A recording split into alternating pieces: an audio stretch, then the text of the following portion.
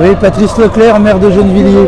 J'ai participé à toutes les manifestations depuis le début du conflit pour qu'on arrête de massacrer les Palestiniens, de la même façon que je manifeste depuis extrêmement longtemps pour le droit des Palestiniens à disposer d'une terre et à l'autodétermination.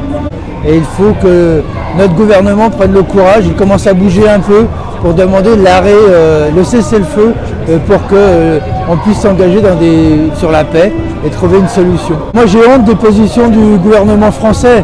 Et je suis juif, pacifiste, français et pour la justice entre les peuples, on va dire. Concernant Macron, je veux prendre comme un signal positif qu'enfin il est appelé au cessez-le-feu.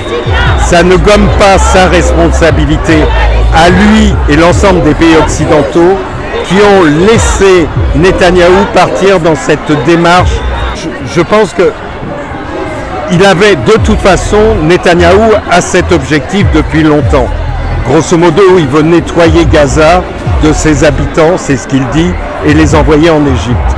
On le sait depuis des années. Simplement, la lâcheté des pays occidentaux laisse faire ce fasciste. Oui, Macron il a apporté son soutien très rapidement à l'État d'Israël, en expliquant que l'État d'Israël se défendait, parce que derrière Israël, évidemment, il y a l'impérialisme. Il y a l'impérialisme américain, il y a l'impérialisme anglais et français. Et le peuple palestinien, eh bien, pour se sauver, il peut compter que sur lui-même. Sur lui-même et évidemment sur l'opinion publique qui existe au niveau international, où évidemment nous sommes des millions à être extrêmement choqués et en colère de ce que fait l'armée israélienne face au peuple palestinien. La position de Macron, malheureusement, que ce soit dans le positif ou dans le négatif, je ne suis pas certain que ça a un grand impact sur ce qui se passe là-bas. C'est sûr que la position initiale de Macron, qui a encouragé entre guillemets Israël à continuer à faire une intervention armée, ça n'a pas aidé à faciliter la situation. Le fait qu'aujourd'hui il appelle à un cessez-le-feu, on a l'espoir que ça soit une pièce parmi toutes les pièces qu'il faut faire pour qu'on aboutisse à quelque chose.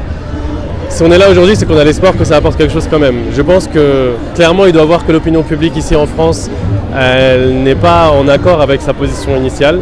Je pense que c'est pour ça qu'il revoit aussi sa position.